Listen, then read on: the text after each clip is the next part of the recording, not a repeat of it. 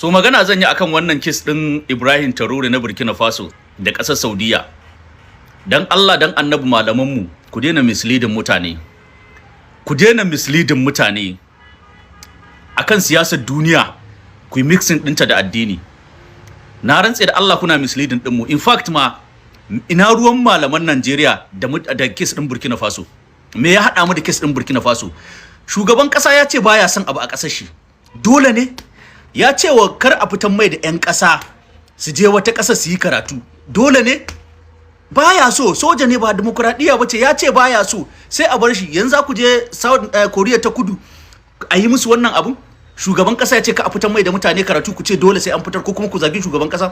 Ko kuma akwai ƙasar da za ta, yanzu Korea ta kudu, Saudiya ta ce za ta gina masallatai a garin mana, ba musulmai a can, amma me kun ki ku gane shi shugaban ƙasa abin da ya gani?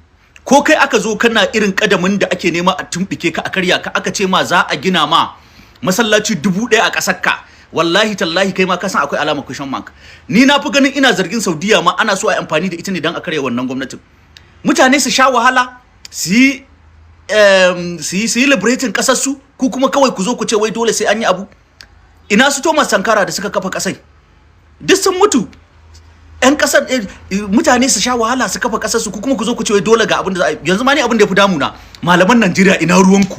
Kun mai da abin ya zama rigimar ɗariƙa da izala. Na ga malaman ɗariƙa suna against Saudiya, malaman izala suna supporting Saudiya. Kun ma mai da mana shi topic of discourse a ƙasar mu. Ina ruwanmu? Ina ruwanmu? Babu ruwanmu.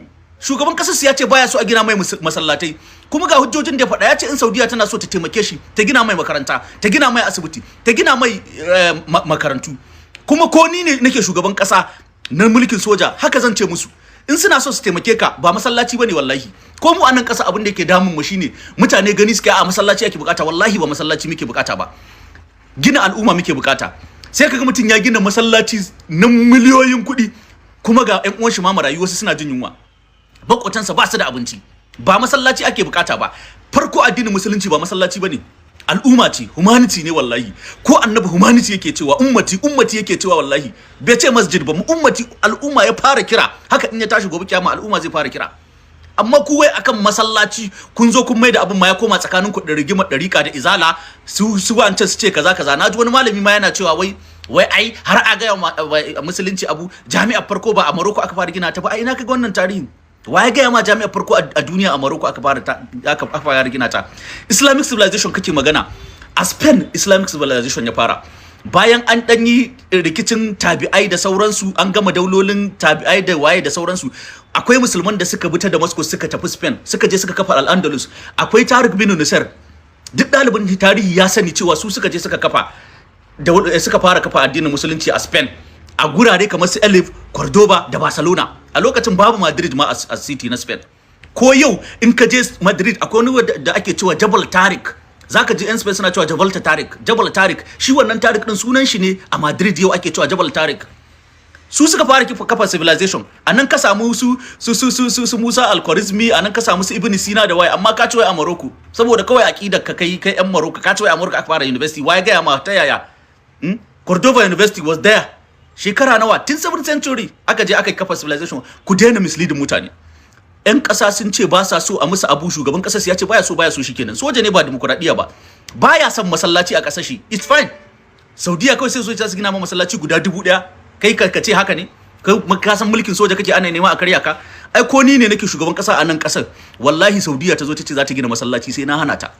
Ba zan ba ta dama ta gina masallacin ba. Kuma duk malamin da na rantse da Allah ya goyin against ni ina soja, wallahi ni ma sai na kama shi. Wannan abun ya faru a Turkey da Kamal ya zo. Akwai wani Kamal da ake cewa Kamal Atatürk. Da ya zo Turkey ya fahimci cewa extremism yana nema ya cinye kasar, sai ya disband duk wani harkar extremism, ya mai da Turkey secular state. Yau abin da suke amfana kenan. Yau gashi babu kasar Turawa ta Yahudi ta isa ta tunkari Turkey. Amma ka duba duk kasashen musulmai da kasan ana wannan aqidun da waye, murkushe su ake yi. Ko mu nan me ya kawo mana rikici a Najeriya? Aqida, extremism. Kuma shi mutanen mu malaman mu kuke perpetuating har yanzu. Kawai mutum baya dariƙarka, kawai ba musulmi bane ba. Kuma yana ake koyi wannan aqidun? A Saudiya. Of course, a Saudiya ake koyo su. In suna so su taimaki mutane lokacin da muke cikin uprising, muke cikin hardship, wani taimako Saudiya suka ba Najeriya a lokacin da muke fama da rikicin Boko Haram? ba musulmai bane mu? Wani taimako suka bamu? Sai dai in azumi ya zo su bada dabinon ma a saida.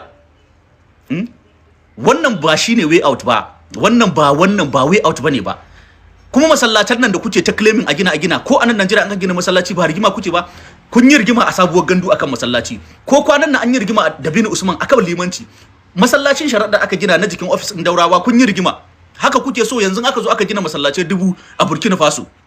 Su mutanen Burkina Faso Burkina Base sai su zo su ce to ai an gina masallaci mu ma arna sai mun zo Kiristoci sai mun zo an gina mana coci. Daga nan an samu rabuwar kai. Idan Saudiya ne suka gina kun san definitely malaman izala za su kafa. Akwai yan dariƙa Burkina Faso su ma sai su ce a gina musu masallatai. Shikenan an samu differences. Shi sojan ya san abin da siyasar duniya take magana wanda ku ba ku sani ba. With due respect malaman mu, stay away from this. Stay away from this malaman mu. Ba hidimar ku bace. Burkina Faso daban, Najeriya daban. Musulmi ɗaya ne duk inda yake. Amma solution ba masallaci bane. Wallahi ba masallaci bane, al'umma ce a gaba. Kuma abin da yace a mai kenan. Shi kuma malamin da aka kama yayi going against gwamnati ne, kuma gwamnatin soja. Kuma kun san ai babu wannan. A nan kasan ma sojoji sun kama malamai ai. Duk wanda ya going against gwamnatin soja dole ne a kama shi. Ko waye, ko Saudiya kai going against gwamnatin ta sai ta kama ka. To dan Allah ku daina misleading mutanen mu. Ku daina misleading din mutanen mu na arewa. Dan Allah dan Annabi ku daina. Ku daina amfani da addini kuna misleading mutanen mu malamai. It's high time ya kamata mu gaya wa mutanen mu gaskiya ga yadda addinin nan yake. Amma in aka ce wai an gina masallaci ko an rushe masallaci ko an hana masallaci wai ku ce mutum dan wuta ne ta yaya? Ko yanzu misali mutum ya ce ba zai bada filin masallaci ba ko ba kan shi yau ba shi zai samu lada.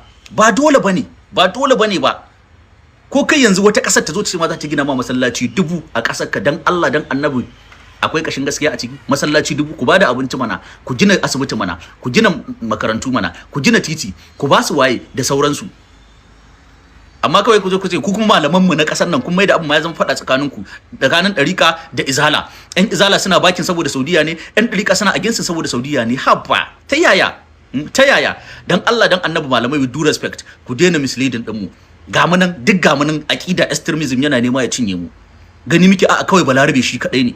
Kawai balarabe shi shine kawai. Larabawa ma kabilu ma masu nuna kabilanci billahi allazi shi yasa Allah ya san da kabilancin Larabawa yayo annabi a cikin kabilar da tafi kowace kabila dan maka mai gorin kabilanci. Yawa shi yasa yayo shi a cikin Qurayshawa best of kabila a Larabawa kenan. Larabawa san mutane suke ko da ake wannan wallahi Larabawa ba sa san mutane.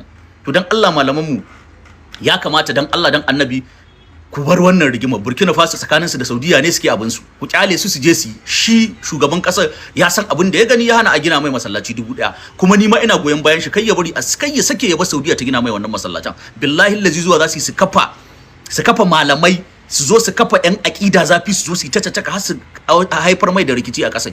Ai mu shaida ne ga ta nan a kasar mu amma na ita. Ga ta nan a kasar mu muna ta fama da ita. Ga ta nan da an yi magana sai ku ci a ku ai an caccaki izala an caki waye duk inda ka ana rigimar masallaci ana rigimar limanci mu yan izala ni ma dan izalan nan nake amma daf nake da na fitar wallahi saboda naga akwai son zuciya ma a hidimar. Annabi bai san izala ba, annabi bai san dariqa ba, annabi babu abin da ya sani a wannan duk wani ne ya kirkire su mutum ne. Yawa shi kuma addini ba philosophy bane ba, addini ba philosophy bane, wani ne ya kirkira sufism izala duka kirkirar su aka yi mutum ne kirkira daga baya mutum kuma kamar kowa common people ne suka kirkiri izala dariqa wahabiyya shi'a salafiyya jindillahi call them name them duka wannan sect mutum ne kirkira dan ka fita ba fita daga addinin musulunci bane ba shine kawai. Duk wanda kuma zai zage ni ya zage ni ba wani abu bane ba, kawai gaskiya ta na faɗa. It's high time mu rabu da wannan abu.